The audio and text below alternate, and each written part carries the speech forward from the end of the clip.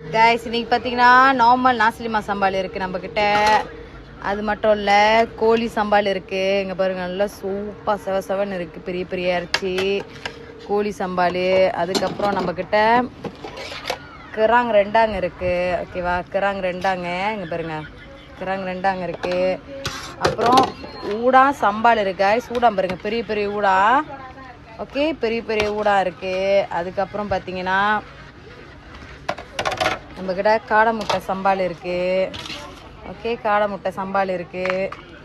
அப்புறம் நம்மக்கிட்ட வந்து பொரிச்ச கோழி இருக்குது. ஓகேவா, சைவத்தில் கேட்டிங்கன்னா சைவ என்னது இது